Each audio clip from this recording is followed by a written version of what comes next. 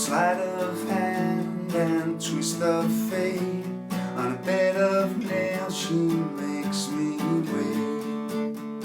I wait without you, with or without you, with or without you. Hey, great to see you for another lesson. Welcome back. Okay, so I thought I'd take a look at this U2 song, bit of a classic. As you know, sometimes I'll go into quite a bit of detail where you can pick out the melody and everything within the chords.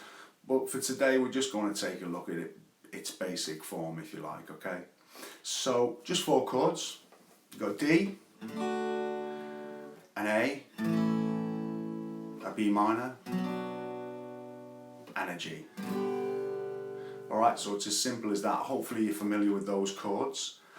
Now, one thing I will say about this is that obviously, as ever, you can make as much or as little of it as you like, really, okay? I'm just going to show you the basics of this and see where you want to take it, really.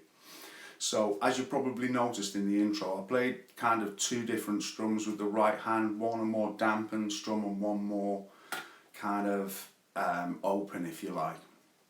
Okay, so if you're looking to just play it with open chords, alright, as I say, you can either, what you've got to remember is it's in D, so you don't play the top 2 strings when you're kind of strumming that D. You want to start on the bottom 4 so you get them all.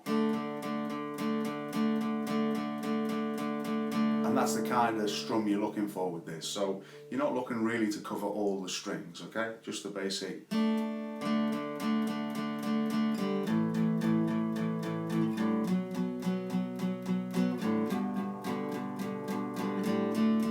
That kind of thing, yeah? So, now, as I say, there are some open chords there, there's some bar chords. If you're not familiar with bar chords, I have done a tutorial on that, so you can check that out and you become a little bit more familiar with it, okay? So, it's very, very simple. There's not a whole lot to say about this, just the 4 chords and they go round and round and round. So the question is really about how you'd like to play it. Now, as I say, if you're looking to just play it in the open positions, you've got that D chord, and then an A major chord, where you're playing the 5th and the 4th string for that. Then the B minor, okay, as I say, if you're not familiar with bar chords, check that tutorial I've done out.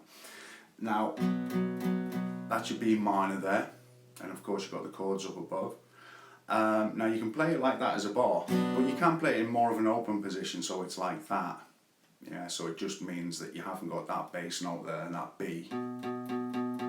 You're just playing it down there, but as I was saying to you anyway, we're only playing kind of a few of the strings, okay? So that's your B minor. So you've got your D major, A major, B minor, and your open G would just obviously be that. I do find if you're doing this kind of chuggy strumming that a bar can sometimes work better, but see what works best for you. So you get more of a, it's a bit easier I suppose than there, because that D wants to kind of get in on the act. So, of course it's doable, just takes a little bit of practice.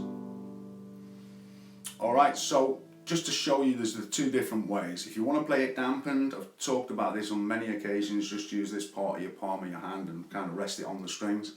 So I'll just go round with you once on this. You've got the D major, A major, B minor, G major, D, A,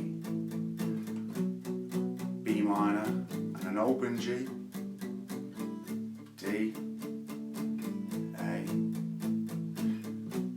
B minor, and your bar G. And as I say, there's really not a whole lot to say about that. I just thought it's a bit of a classic song, and if you're not, you know, you haven't been playing a great deal of time or something like that, or if you have been playing a while, just to give you a little sense of what the chords are, and then if you want to go a bit more in depth, you kind of have a better idea what to do with it. So I hope you found this helpful. And by the way, if you haven't checked out the website yet, you might like to click on the link above there. it's given me a chance to kind of categorize all my music in a much better way than I can on YouTube and stuff. And plus there's a lot of other things to check out, so I'd really appreciate you kind of visiting there if you get a moment, because it's a far better way for us to communicate as well, some of the things you'd like me to teach and things like that. So I look forward to hearing from you. See you soon. Take care.